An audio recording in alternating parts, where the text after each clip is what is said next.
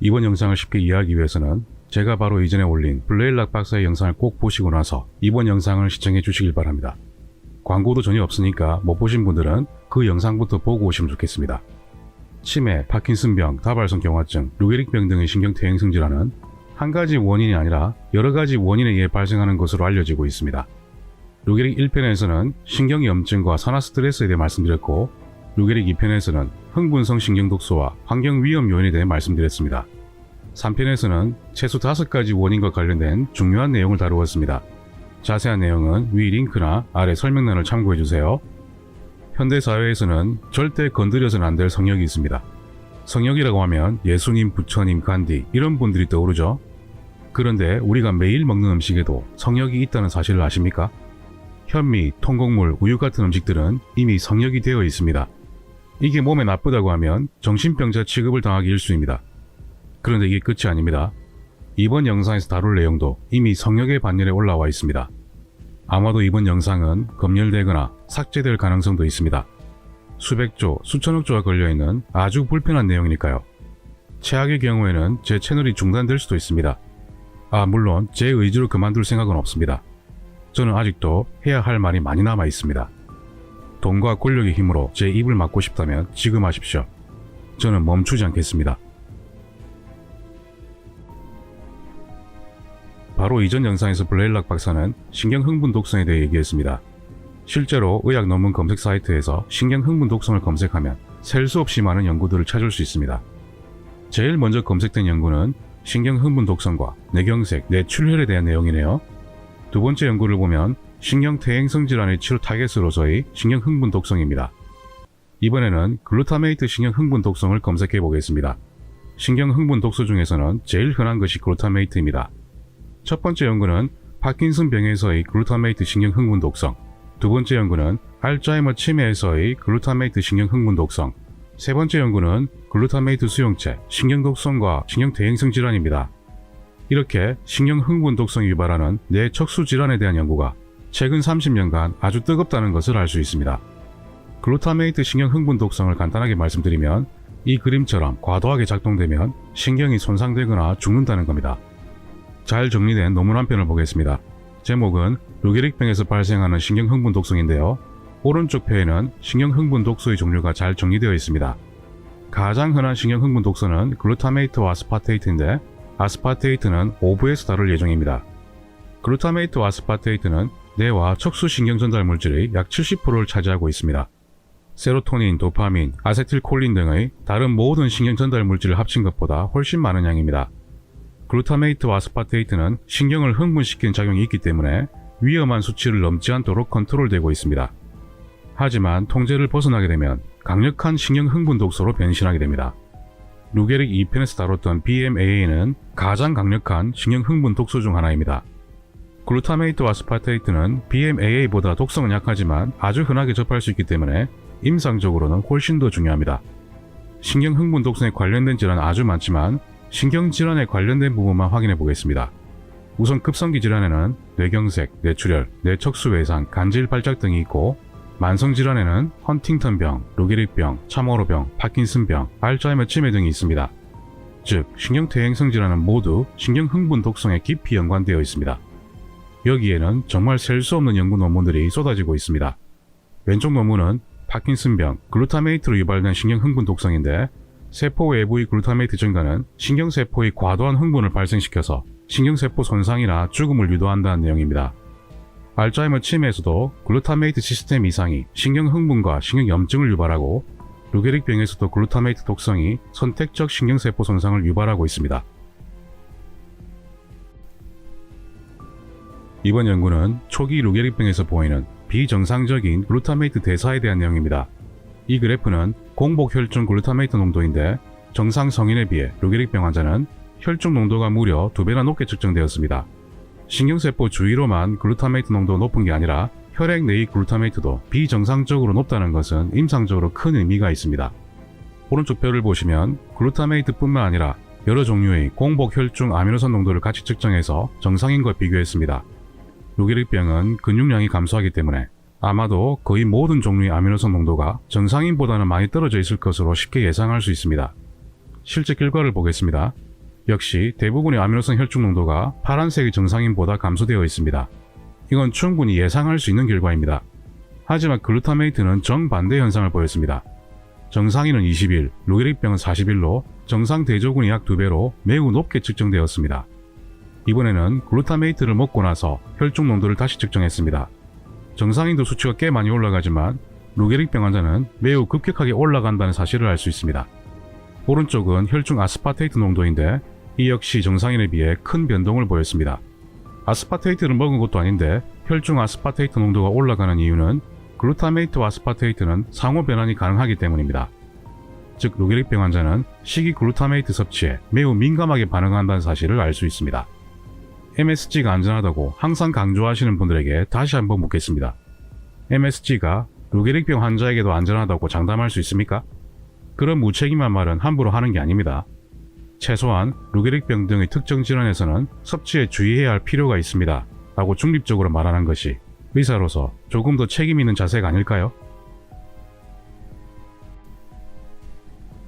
글루타메이트는 신경과 신경 사이 정보를 전달하는 중요한 신경 전달 물질입니다. 신경세포 주위에는 성상세포라는 특수한 세포가 존재하는데요. 이 세포에는 글루타메이트를 흡수하고 통제하는 펌프가 존재합니다. 이 펌프는 엄청난 양의 에너지를 사용하는데요. 에너지가 충분하다면 신경 주위 글루타메이트 농도를 효과적으로 유지할 수 있습니다. 반면에 파킨슨병 환자는 정상인에 비해 신경세포 주위 글루타메이트 농도가 상당히 높은데요.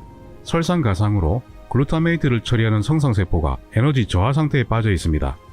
이렇게 되면 신경세포 주위로 글루타메이트가 크게 증가하게 되고 이로 인해 신경세포가 과도하게 흥분되면서 세포 손상을 유발할 수 있습니다.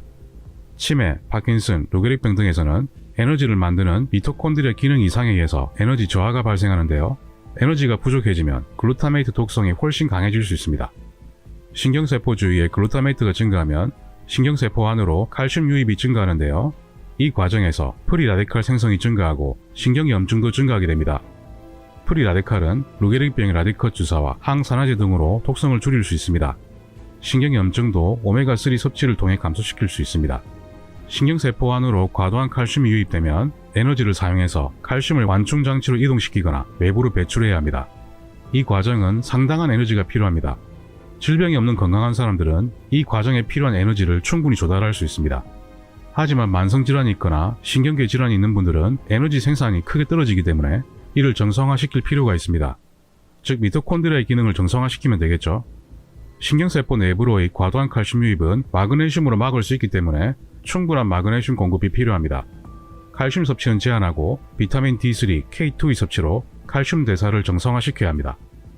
그런데 치매 환자의 신경세포 내부에는 칼슘과 알루미늄이 많고 마그네슘은 아주 적었습니다. 칼슘과 알루미늄은 마그네슘의 흡수와 작용을 방해하기 때문에 이들이 많아지면 신경세포가 더 쉽게 손상될 수 있습니다. 신경퇴행성 질환은 대부분 미토콘드리아 기능 이상이 동반되기 때문에 에너지 저하로 인한 글루타메이트 독성에 매우 취약해질 수밖에 없습니다. 그리고 이 문제에 대해서는 이미 수많은 연구 논문들이 발표되어 있습니다. 글루타메이트 신경 흥분 독성은 프리라디칼의 과도한 생성을 유발하면서 더욱더 심각한 문제를 일으킵니다. 프리라디칼은 세포 내부에서 통통 튀어다니면서 다니는 곳마다 구멍을 내듯이 손상시켜버립니다. 세포막도 손상시키고 DNA도 손상시키고 미토콘드리아도 손상시켜버립니다. 미토콘드리아가 손상되면 에너지 생산이 저하된다고 말씀드렸죠. 에너지가 부족해지면 글루타메이트 독성이 훨씬 강해진다고도 말씀드렸습니다. 악순환의 고리에 빠지는 겁니다. 따라서 글루타메이트의 급발진을 줄이면서 프리라디칼을 제거하는 시스템이 반드시 필요합니다. 그것이 바로 루게릭 1편에서 말씀드린 항산화 네트워크입니다. 자세한 내용은 위 링크나 아래 설명란을 참고해주세요. 정리하면 4가지 방법으로 신경 흥분 독성을 해결할 수 있습니다. 글루타메이트 독성 통제, 프리라디칼 제거, 손상된 미토콘드리아 기능 복구, 마그네슘 공급으로 정리할 수 있습니다. 루게릭병 치료약은 현재 2가지가 있습니다. 경구약은 리루졸, 주사약은 라디컷입니다. 리루졸은 신경 말단에서 글루타메이트 분비를 억제하고 작용을 억제하는 기전을 가지고 있습니다. 즉 이 2가지 약은 1, 2번을 해결하기 위한 약입니다. 하지만 3, 4번에 대한 해결도 같이 필요하겠죠. 1, 2번에 대해서도 앞으로 더 정교한 약이 개발되어야 합니다. 지금도 1, 2번을 해결하기 위해서 계속 연구하고 있습니다. 정리하면 현재 루게릭병의 유일한 경구약인 리루졸은 유일하게 치료 효과를 공인받은 약물입니다. 항글루타메이트 효과로 세포 흥분 독성을 감소시키는 역할을 합니다. 즉, 과도하게 활성된 글루타메이트를 차단함으로써 신경 흥분 독성을 감소시킨다는 겁니다.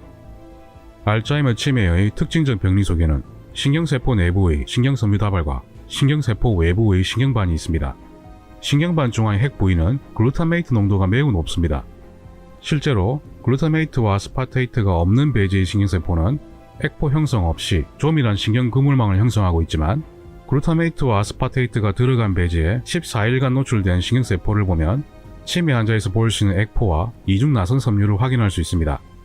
즉, 신경세포 주위 글루타메이트가 신경세포를 손상시킬 수 있다는 뜻입니다. 이번에는 알츠하이머 치매의 처방약을 보겠습니다. 경구 치매약은 엄밀하게 말하면 아직까지 2가지 종류밖에 없습니다. 정말 처방할 약이 너무 없습니다.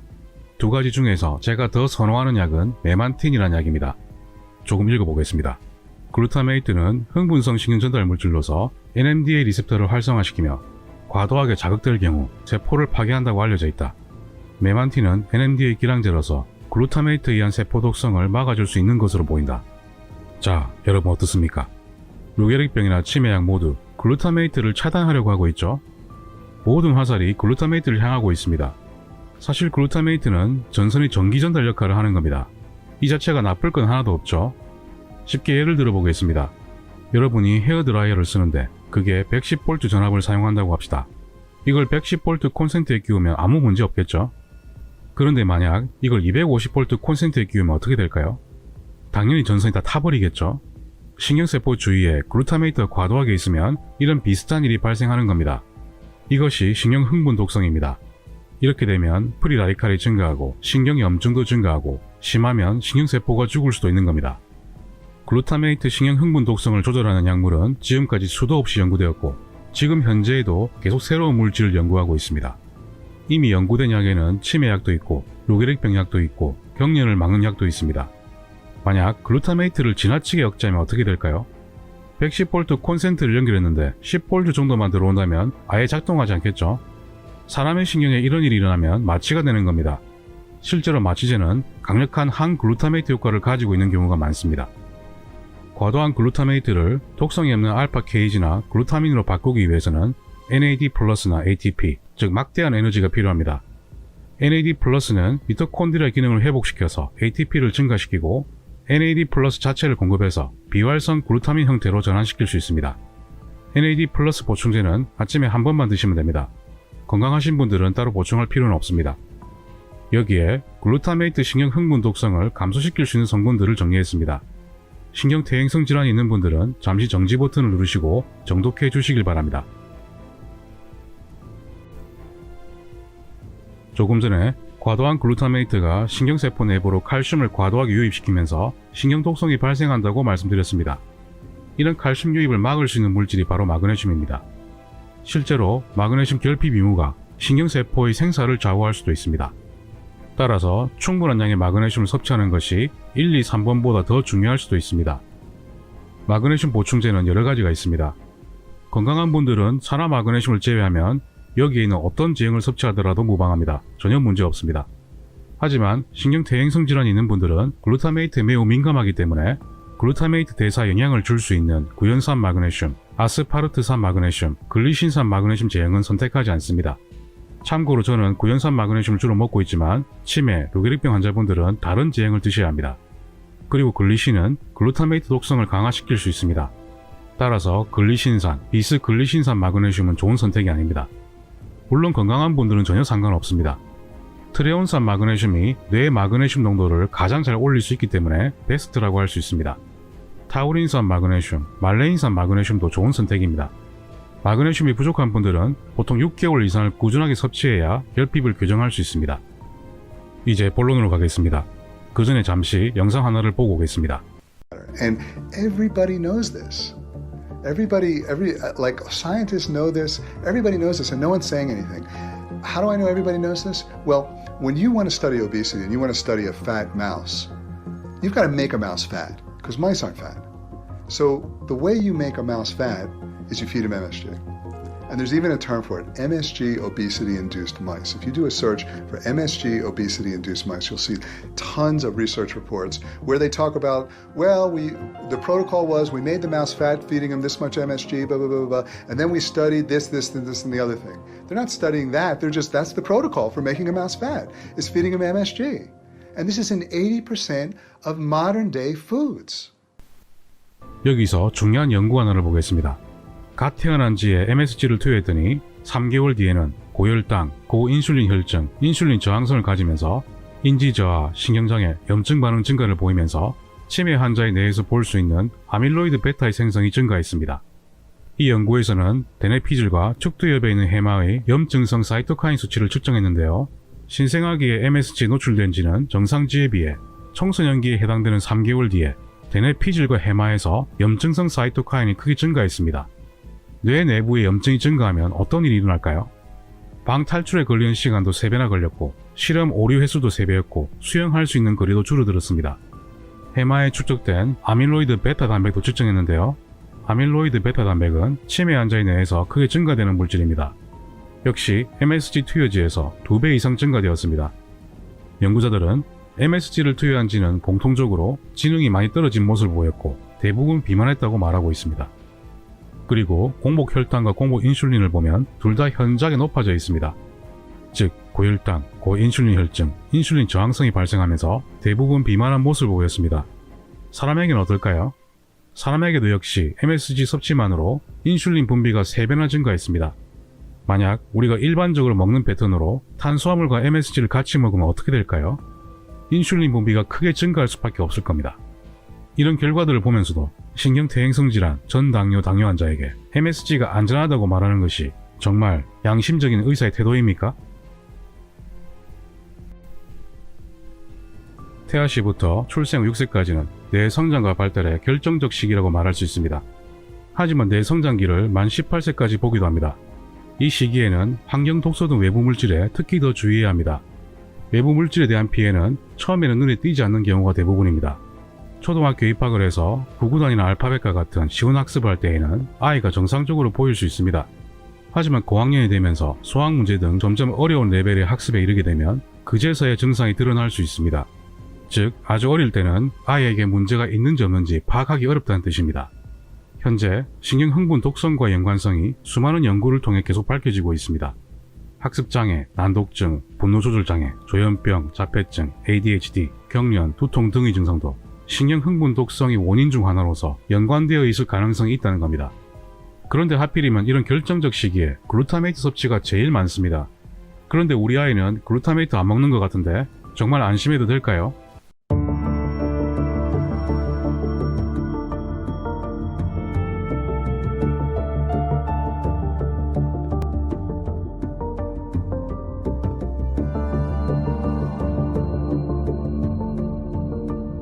MSG is in 80% of all flavored foods that you get at a restaurant, that you get at a grocery store. It makes you want to eat more, but it does something else. It actually excites a part of your brain that's in charge of the fat programs. The chemical of MSG excites the brain. 가공되지 않는 보통 음식으로는 아주 소량이 흡수되지만 스프, 냉동 음식, 반조리 음식, 피자, 패스트푸드, 소스, 칩, 스팸, 샐러드 드레싱, 각종 캔 및 통조림 음식 등에는 대부분 많은 양의 글루타메이트가 포함되어 있습니다. 식당에서 음식을 먹을 때에도 종종 많은 양의 글루타메이트에 노출됩니다. 즉, 가공식품을 피하면 글루타메이트 노출을 최소화시킬 수 있습니다. 집에서 식사하실 때 미원 쓰시는 분들 거의 없지 않습니까? MSG가 정확하게 뭔지 모르는 분들을 위해서 간단하게 설명하겠습니다. 아시는 분들은 이 부분을 스킵하시면 됩니다. 가끔 농담삼아 이니셜이 딱 맞는 맛소금을 MSG라고 하죠. 그런데 실제로 맛소금에도 많은 양은 아니지만 MSG가 약간 들어있습니다. 재미삼아 마늘, 소금, 간장의 이니셜도 MSG네요. MSG는 모노소디움 글루타메이트 약자입니다. 우리말로는 글루탐산 나트륨이라고 하고 모든 음식을 맛있게 만들어주는 마법의 가루로서 지금까지 100년 이상 전 세계인의 입맛을 사로잡아 왔습니다. 맛이 좋은 건 인정해야죠. 하지만 MSG는 이미 성역의 반열에 올랐습니다. MSG 섭취에도 안전, 조미료로 사용하는 수준의 MSG는 무해, 과민 반응은 일시적인 증상, FDA는 MSG 첨가물이 안전하다고 판단한다. 국내 식약처는 아예 MSG는 평생 먹어도 안전하다고 못을 박았습니다. 그런데 왜 이렇게 많은 정부기관들이 직접 발벗고 나서서 이런 말들을 하는 걸까요? 그냥 특정 질환이 있는 분들은 섭취를 주의할 필요가 있다. 아주 위험한 건 아니다. 이 정도만 해도 국민들은 충분히 안심할 텐데 굳이 이렇게 평생 먹어도 안전하다고 단정적으로 말할 필요가 있습니까? 좀 이상하다는 느낌 안 드세요? 식약처는 정말 한술도 뜨고 있습니다. 부정적 인식을 완전히 없애려고 MSG를 향미증진제라는 이름으로 바꿨습니다. 이제 식약처가 신분 세탁까지 해주고 있네요. 이렇게까지 할 필요가 있습니까? 이러니까 요즘 세상에 MSG 조심하라고 하면 미친놈 취급을 받는 겁니다. 정보기관에서 괜찮다고 했으니까 있는 그대로 믿는 겁니다. 제가 어떤 심정으로 이 영상을 만들고 있겠습니까? 의료계, 거대 식품기업, 각종 정보기관을 상대로 저항하는 겁니다. 제 인생이 이 영상 하나로 완전히 매장될 수도 있는 상황입니다. 편하게 살면서 조회수를 얻을 생각을 하면 이런 위험 부담을 감수하면서 듣기 싫은 소리나 하고 있겠습니까? 뭐 먹지 마라고 하면 사람들이 보통 좋아합니까? MSG가 안전하다고 말하는 사람들, 실제로 본인들은 집에서 MSG 팍팍 뿌려 먹고 있습니까? 전혀 그렇지 않습니다. 대부분 집에서는 안 쓰고 있습니다. 말과 행동이 다를 때는 항상 의심해야 합니다. 1957년 아주 의미 있는 연구가 나왔습니다. 두 명의 안과 전공의는 글루타메이트가 신경세포의 원료라고 생각하고 이걸 투여하면 망막신경세포도 좋아지지 않을까라는 생각을 했습니다. 그래서 갓 태어난 쥐에게 MSG를 투여했습니다. 출생 4일차 쥐의 망막은 정상이었지만 MSG 투여 후 17일차 쥐의 망막세포를 확인한 결과 내층의 뉴런이 거의 모두 파괴되었습니다. 당연히 이 두 사람은 깜짝 놀랐습니다. 예상과는 반대의 결과였으니까요. 성인쥐도 같이 연구했는데 MSG 투여 후 12일차 역시 망막 내층의 세포가 거의 파괴되었다는 사실을 재차 확인하게 됩니다. 하지만 이 논문은 작은 안과 학술지에 실려서 의학계의 주목을 받지 못했습니다. 이 논문은 그대로 사라져 가는 듯 했습니다. 그리고 10년이 흘러서 이 논문의 중요성을 우연히 알아본 사람이 있었는데 미국 워싱턴 대학 신경병리학자인 올리 박사였습니다. 올리 박사는 이 안과 의사들의 실험을 똑같이 반복했는데 그 결과는 훨씬 더 충격적이었습니다. 신경세포 파괴 현상은 망막뿐만 아니라 뇌의 시상하부에도 광범위한 손상이 확인되었습니다. 게다가 MSG 투여지는 정상쥐보다 약 2배나 비만했고 키도 작았습니다. 그리고 뇌 손상은 성인쥐보다는 갓 태어난 쥐에서 가장 심했습니다. 즉 어릴수록 독성에 더 민감할 수 있다는 뜻입니다. 이 논문을 쓴 올리 박사는 신경흥분 독성이라는 용어를 처음 만든 사람입니다. 성장 발달 중인 중추신경계에 미치는 글루타메이트 독성 효과들에 대해서 수많은 논문들을 발표했습니다. 망막과 뇌에 미치는 글루타메이트의 독성 효과를 강조했는데요. 반대파들은 인간은 실험동물이 투여받는 양을 먹지 않는다고 반박했습니다. 하지만 올리 박사는 자신의 논문을 통해 다시 반박했습니다. 그렇지 않다. 이유식을 하는 아이들이 먹는 MSG 양은 동물 실험에서 심각한 뇌세포 손상을 유발하는 용량과 거의 같거나 더 많은 용량이었다 라고 말했습니다. 올리 박사는 본인이 다른 연구에서 또 이렇게 밝힙니다. 시판 중인 스프 한 그릇에 들어있는 MSG 양은 미성숙 동물에서 뇌 손상을 유발하는 수치보다 아이들의 혈중 글루타메이트 수치를 더 크게 높인다 라고 말입니다. 올리 박사가 처음 제창한 신경흥분 독소라는 개념은 현재 신경퇴행성 질환의 연구에 가장 중요한 주류 의학이 되었습니다. 실제 연구 데이터를 보겠습니다. 인간은 경구 글루타메이트 섭취에 쥐나 원숭이보다 훨씬 민감하게 혈중 글루타메이트 농도가 급격하게 올라간다는 사실을 알 수 있습니다. 사람은 쥐보다 글루타메이트에 5배 더 민감하고 원숭이보다 20배 더 민감하게 반응합니다. 인간은 그 어떤 동물보다 훨씬 적은 용량으로 MSG에 매우 민감하게 반응한다는 뜻입니다. 그리고 나이가 어릴수록 더 민감하게 반응하죠.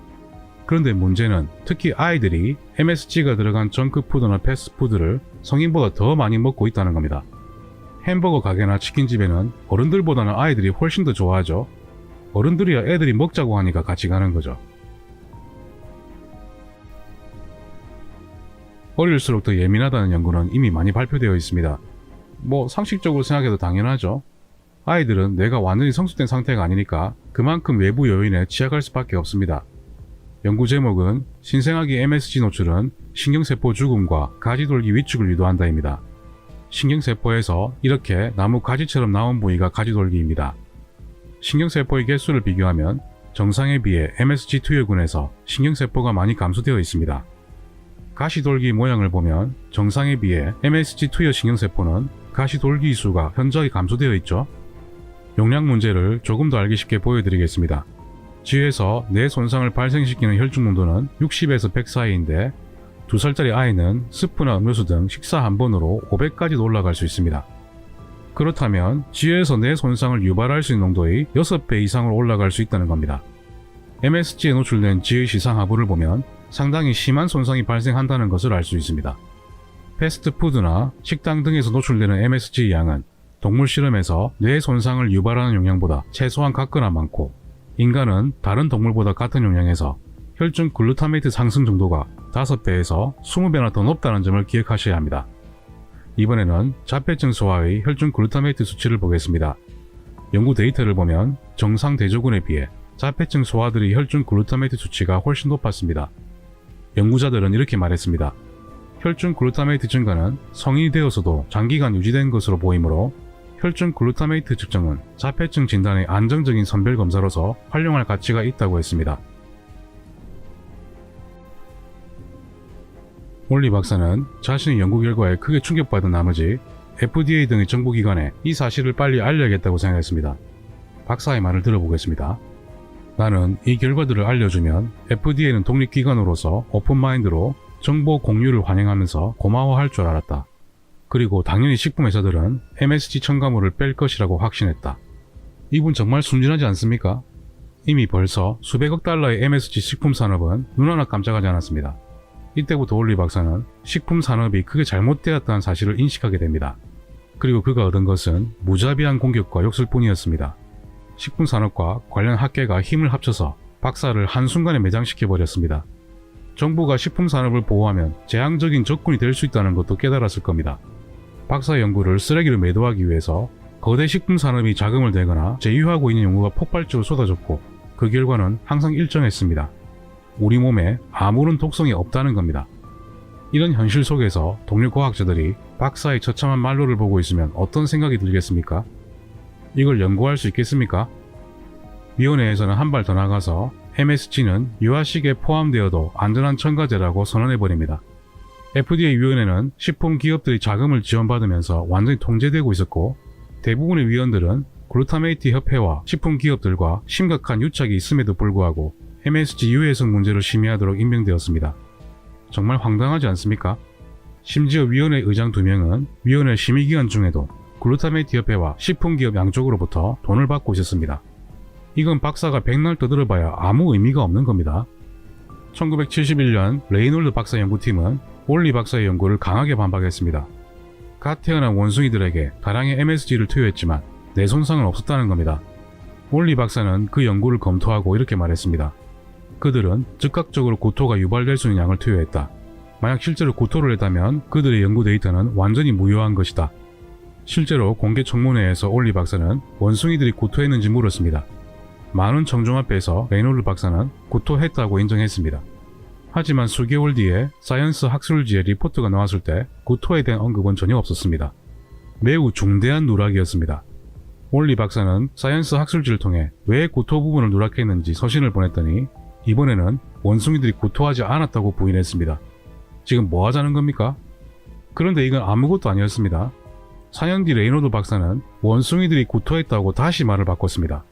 그런데 너무나도 충격적인 사실은 전체 실험 기간 동안 펜시클리딘이라는 아주 강력한 글루타메이트 기량제인 마취제로 원숭이들을 마취한 상태에서 실험을 진행했던 겁니다.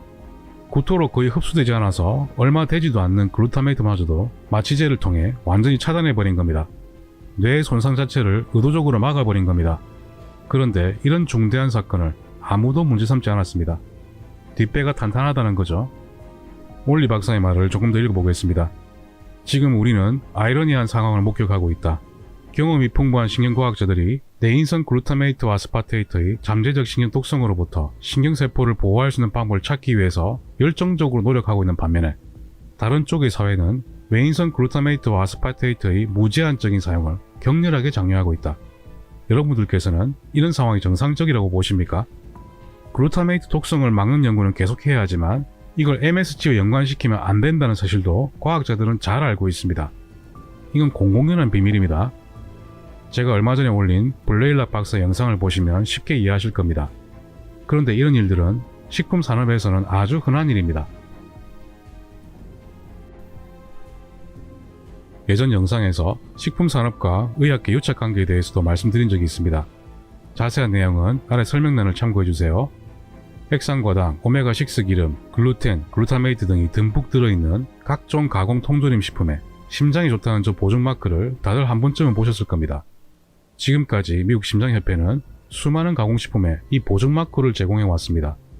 여러분 놀랍지 않습니까?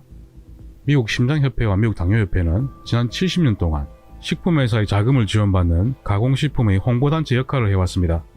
이런 상황에서 식이 글루타메이트를 비판하겠습니까? 아주 간간히 이를 비판하는 기사가 나오기도 합니다. 기사 제목을 보면 미국 심장협회는 환자가 아니라 식품 산업을 보호하고 있다입니다. 워낙 거대한 기업과 자본을 통해서 이미 어마어마한 권력을 쥐고 있기 때문에 다들 무섭고 두려워서 쉽게 비판하지 못할 뿐입니다. 간간히 아주 겁도 없이 용감한 사람들이 있습니다. 설탕 제조업에서 좋은 연구 결과를 위해서 하버드대 연구자들에게 비밀리에 돈을 건넨 사실이 용감한 한 여성에 의해서 밝혀지기도 했습니다. 하버드 공중보건학 교실도 식물성 오메가6 기름이 해롭지 않다는 등의 이해하기 힘든 발표를 하게 됐는데요. 여기에도 나름 이유가 있었습니다. 2016년에서 2018년 3년 동안 식물성 기름 및 각종 가공식품 기업들로부터 받은 돈만 해도 막대한 금액이었습니다. 정부 기관일수록 명망 있는 대학일수록 더욱더 주의 깊게 그들의 행동을 지켜봐야 합니다. 조금 더 쉽게 이해하실 수 있도록 짧은 영상을 잠시 보고 오겠습니다. Manufacturer, the company that's making it, is the one that funds the studies. And those are the studies that are submitted to the regulatory agency to provide approval. So it's not this independent third-party objective evaluation that's being done, like most people's impression. I think most people believe the FDA actually has their own scientists that do this analysis, but nothing could be further from the truth. It basically evaluates the studies that the industry submits that they funded. MSG를 옹호하는 입장을 들어보면 글루타메이트는 천연물질이며 많은 음식에서 흔히 발견된다. 예, 맞습니다. 글루타메이트는 아미노산의 일종이며 합성물질이 아닙니다. 토마토, 버섯, 채소, 치즈, 육류 등에도 다른 음식에 비해 글루타메이트가 더 포함되어 있습니다. 조금 더 읽어보겠습니다. 글루타메이트가 포함된 음식이 안전하기 때문에 MSG 역시 안전하다. 여기서 MSG 역시 안전하다는 말은 잘못된 말입니다. 그 이유를 설명하겠습니다. 단백질은 이 그림처럼 수많은 아미노산이 연결되어 있습니다. 이 중에는 글루타메이트도 있겠죠. 음식의 글루타메이트는 이렇게 복잡하게 연결된 구조입니다. 우리가 먹는 고기를 생각해보면 쉽게 이해하실 겁니다. 단백질 분해와 흡수는 속도가 아주 느립니다. 그래서 고기를 먹으면 포만감이 오래 가는 겁니다. 즉 일정한 혈중 농도를 유지할 수 있고 글루타메이트 급상승을 유발하지 않습니다.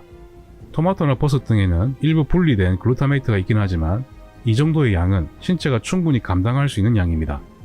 MSG처럼 따로 분리된 다량의 글루타메이트만을 먹는 것과는 완전히 차원이 다른 문제입니다.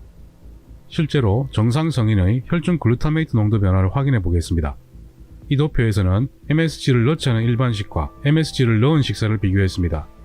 파란색의 일반식을 보면 혈중 글루타메이트가 거의 일정하게 유지된다는 것을 알 수 있습니다. 하지만 MSG를 넣은 식사는 혈중 농도가 급격하게 올라가죠. 식후 3시간까지 아주 높게 올라가고 8시간이 지나야 겨우 정상화되었습니다. 그런데 보통 잘 때 빼고 거의 6시간 간격으로 식사를 하죠. 이러면 깨어있는 동안에는 계속 높은 농도가 유지될 수 있다는 겁니다. 자, 여기서 MSG 옹호론자의 의견을 들어봅시다. 혈중 농도가 크게 올라가더라도 철벽 같은 뇌혈관 장벽이 있기 때문에 안전하다고 말하고 있습니다. 뇌혈관 장벽이 철동 보안의 세콤 장치라고 생각하는 겁니까? 인간은 그 어떤 동물보다도 훨씬 적은 용량으로 혈중 글루타메이트 농도가 급격하게 올라갈 수 있다고 말씀드렸죠. 왼쪽 연구 논문을 요약하면 식이를 통해 혈중 글루타메이트 농도가 증가하면 뇌혈관 장벽이 더 많이 열리게 되고 더 많은 글루타메이트가 뇌 안으로 들어올 수 있게 됩니다. 오른쪽 연구를 보면 뇌 내부의 신경세포 주위에 글루타메이트가 증가하면 뇌혈관 장벽의 투과성이 증가되어서 더 많은 글루타메이트 유입이 가능해집니다. 실제로 이런 현상이 건강한 사람에게도 일어나는지 알아보겠습니다. 혈중 아미노산 농도가 증가해도 뇌 척수액 아미노산 농도의 변화가 없다면 뇌혈관 장벽이 철통 보완이란 뜻이죠. 실제 데이터를 보면 혈중 아미노산 농도가 증가하면 결국 뇌 척수액 아미노산 농도도 역시 증가했습니다. 연구자들은 다음과 같은 결론을 내렸습니다. 뇌 척수액 아미노산 농도는 혈중 아미노산 농도와 의미있게 높은 상관관계가 있었다. 뇌 혈관 장벽이 존재에도 불구하고 혈중 아미노산 농도가 뇌 척수액 아미노산 농도의 가장 중요한 결정 인자이다. 즉, 글루타메이트를 장기간 주기적으로 섭취한다면 뇌 내부의 평균 글루타메이트 농도 역시 증가된 상태를 유지할 수 있습니다. 이 결과는 건강한 정상인의 결과입니다. 뇌혈관 장벽은 각종 세균, 바이러스, 곰팡이 등과 독성 물질에 대한 보호막의 기능을 가지고 있습니다. 뇌혈관 장벽의 전체 길이는 약 700km 정도 됩니다. 대구에서 출발하면 중국의 통화시까지 가더라도 700km가 안 되네요. 부산에서 출발하면 나고야시까지 갈 수 있습니다. 그런데 이 거리만큼 뇌혈관 장벽이 완전 무결할 수 있을까요? 조금 전 연구에서도 건강한 사람도 글루타메이트가 쉽게 왔다 갔다 하지 않습니까? 하물며 아픈 사람은 어떻게 했습니까? 루게릭 3편에서 치매, 다발성 경화증, 파킨슨병, 루게릭병 환자에서는 장 내벽과 뇌혈관 장벽이 같이 열리는 경우가 대부분이라고 말씀드렸습니다. 장 내벽의 이음새가 손상되어 열려버리면 혈액으로 세균이 침투할 수 있는데요. 이것은 LPS로 측정할 수 있습니다. 대부분의 신경대행성 질환에서는 혈중 LPS가 증가되어 있습니다. LPS 측정 데이터를 보면 정상 대조군에 비해 루게릭병 환자의 LPS는 2배, 알츠하이머 치매 환자의 LPS는 3배나 더 높았습니다. 그리고 루게릭병이 진행되면서 혈중 LPS 농도 역시 점점 증가했습니다. 혈중 LPS 농도가 높아지면 어떻게 될까요?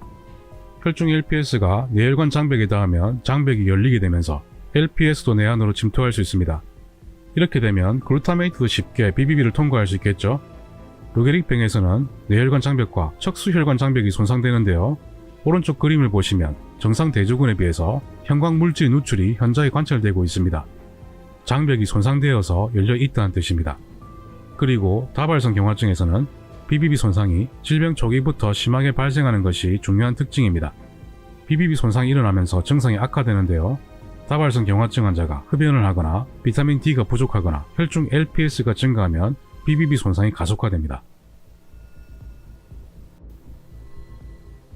파킨슨병도 마찬가지로 BBB 손상으로 누수 현상이 발생하고 있습니다. 오른쪽 연구의 제목은 파킨슨병, 장내 세균이 연관되어 있나입니다. 환경 독소에 노출되면서 장 누수가 발생하고 혈중 LPS가 증가하면서 결국 BBB 손상으로 이어집니다. BBB 손상은 신경대행성 질환의 가장 중요한 특징으로 부각되고 있습니다. 요즘은 알츠하이머 치매 환자의 BBB 투과도 영상도 연구하고 있습니다.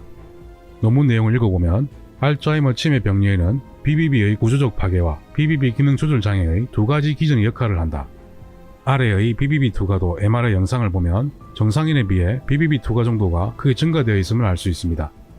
즉 치매 환자의 뇌혈관 장벽은 광범위하게 손상되어 있다는 뜻입니다. 알츠하이머 치매가 있는 79세 여자 환자의 모세 혈관 상태를 보면 곳곳에 스위스 치즈처럼 혈관벽과 기점하게 수많은 구멍이 존재했습니다.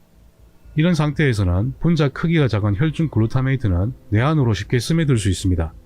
즉 치매 환자의 식사에 다량의 글루타메이트를 첨가해도 안전하다고 생각한다면 그 사람은 정신 나간 사람이겠죠. 장 내벽과 BBB가 손상되거나 열리는 경우는 신경대행성 질환뿐만 아니라 이와 같이 많은 원인들이 있습니다. 당뇨 고혈압 환자만 해도 최소 전 인구의 3분의 1은 될 겁니다. 장 내벽과 BBB를 손상시킬 수 있는 음식에 대해서는 루게릭 3편에서 자세히 말씀드렸습니다.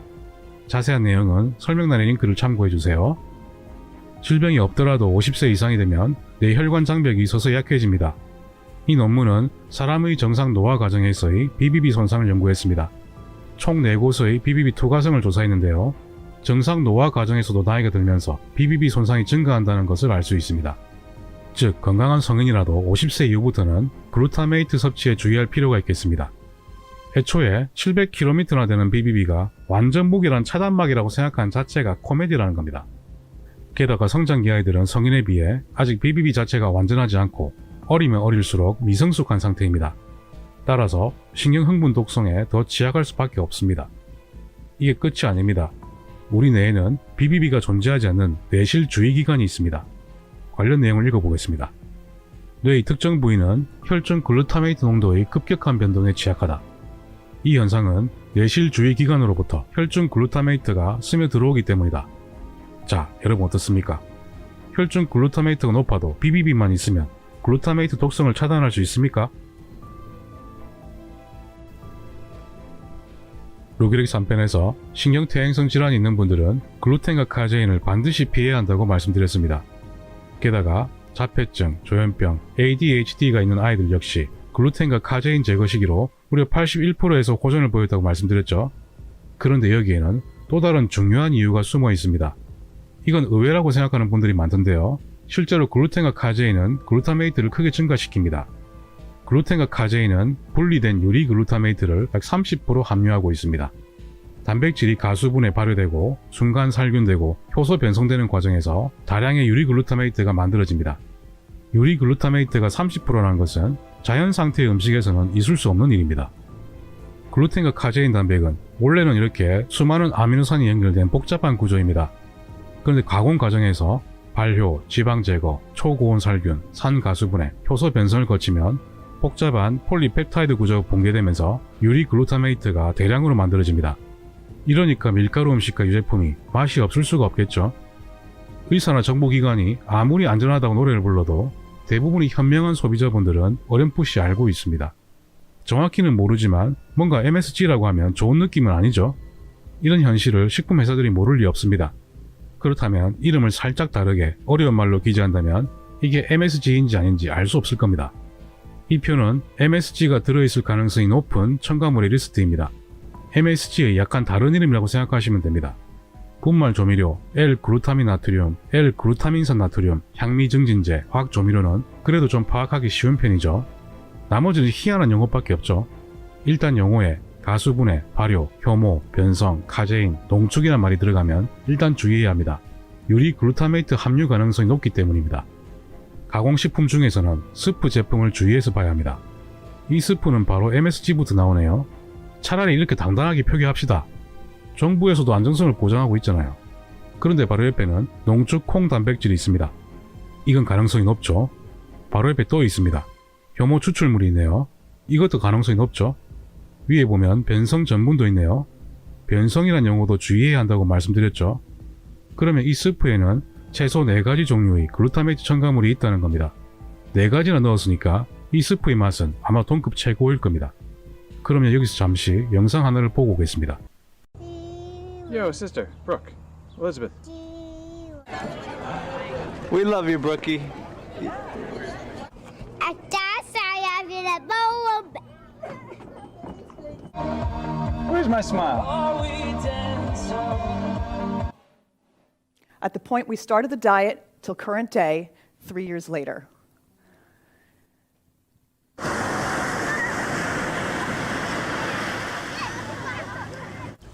I have to wash my hands. Oh, yeah? Yeah. Huh.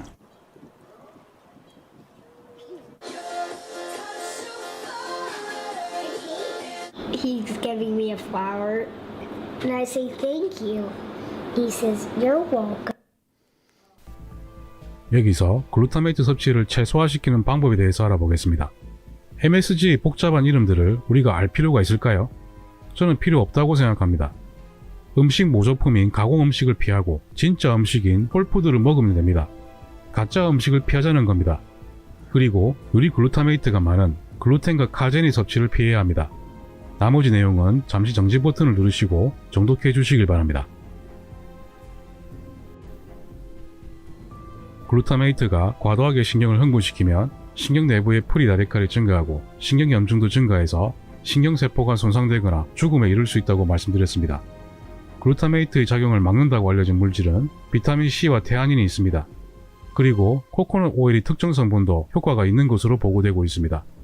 루게릭병에서 코코넛 오일의 신경보호 효과를 연구한 논문이 있는데요. 코코넛 오일을 투여하면서 운동 피질과 후뇌의 글루타메이트 농도를 측정했습니다. 시간이 갈수록 운동 피질의 글루타메이트 농도가 계속 감소한다는 것을 확인했습니다. MCT 오일과 코코넛 오일은 보통 이렇게 드시면 되겠습니다. 케톤식은 경련 억제 효과가 있는 식사법으로 미국 하버드 대학, 메이오 클리닉, 국내 세브란스 병원에서도 간질 환자의 치료에 널리 사용되고 있습니다. 케톤식을 하면 글루타메이트를 제거하는 효과와 함께 ATP 증가, 신경세포를 복구하는 기능이 있습니다. 하지만 저체중인 경우에는 이 식사 방법에 주의해야 한다고 루게릭 3편에서 말씀드렸습니다. 이 모든 성분들 중에서 가장 중요한 것은 마그네슘입니다. 마그네슘은 술, 담배를 남용하거나 스트레스를 많이 받거나 커피나 탄산음료를 많이 마시게 되면 소진되기 때문에 각별히 주의해야 합니다. 마그네슘 외에도 아연과 셀레늄은 글루타메이트 독성을 억제하는 작용이 있습니다. 용량은 위의 그림을 참고해주세요.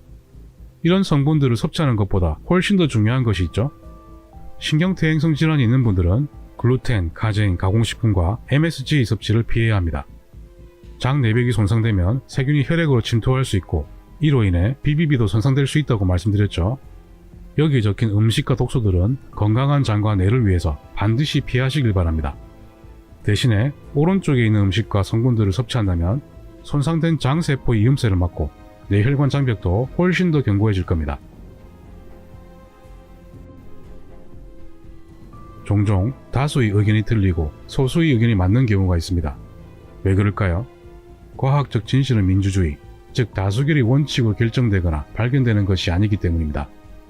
만약 주위에 이런 논리로 소수의 반대 의견을 경멸하거나 음모론자로 치부하는 사람이 있다면 앞으로 여러분들께서는 그런 부류의 사람은 과학자가 아니라고 생각하셔도 무방합니다.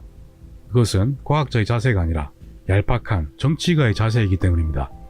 저는 개인적으로 MSG의 경우 소수 의견이 맞다고 확신하고 있습니다. 하지만 항상 반대편 의견을 경청하고 있으며 앞으로도 계속 경청하겠습니다. 거대 식품산업의 이해관계, 연구자들과의 숨겨진 유착관계를 항상 고려해야 하고 치열한 찬반 논쟁이 있는 부분에 대해서는 양심적인 의사는 함부로 말하지 않습니다. 충분히 검토했다면 최소한의 중립적인 태도는 이렇게 되어야 합니다. 임산부, 성장기 아이들, 신경퇴행성 질환자들은 MSG 섭취에 주의할 필요가 있으며 더 많은 연구가 필요할 것으로 보인다. 건강한 정상인이라도 유해성 논란이 지속되고 있는 만큼 MSG가 건강에 유해하다는 결론도 유해하지 않다는 결론도 아직은 성급한 판단일 수 있다. 과학자로서 이런 수준의 중립성도 도저히 납득할 수 없다면 지금부터라도 정치가의 길을 걸어가시길 바랍니다. 현대인들은 수많은 가공식품에 노출되어 있습니다. 이로 인해 우리 신경세포들은 끊임없이 감전되고 있습니다. 이제는 가공식품에서 과감히 탈피해서 자연식품인 홀푸드로 돌아가야 합니다. 신경퇴행성 질환이 있는 분들은 이런 변화가 힘들다고 해서 외면해버리거나 포기해서는 안됩니다. 여러분, 머니볼이라는 영화를 아십니까? 이 영화에서는 메이저리그에서 제일 가난한 팀 오클랜드 애슬레틱스가 꼴찌를 하다가 미국 메이저리그 역사상 처음으로 20연승이라는 대기록을 세운 실화입니다. 가난한 꼴찌팀이 어떻게 20연승을 했을까요? 1승을 하고 2승, 그리고 3승, 하나하나씩 불가능한 것을 가능한 것으로 바꾸어 나갔습니다. 프로야구팀이 20번 연속 이긴다는 것은 완전히 불가능한 일입니다. 하지만 불가능은 없었습니다. 여러분들은 메이저리그 야구팀보다 훨씬 유리한 조건이지 않습니까? 여러분의 습관을 여러분의 의지로 하나씩 바꾸면서 1승씩 챙겨나간다면 오직 7, 8승만으로도 충분히 기적을 만들어낼 수 있습니다. 환우 여러분들은 어떤 길을 선택하시겠습니까?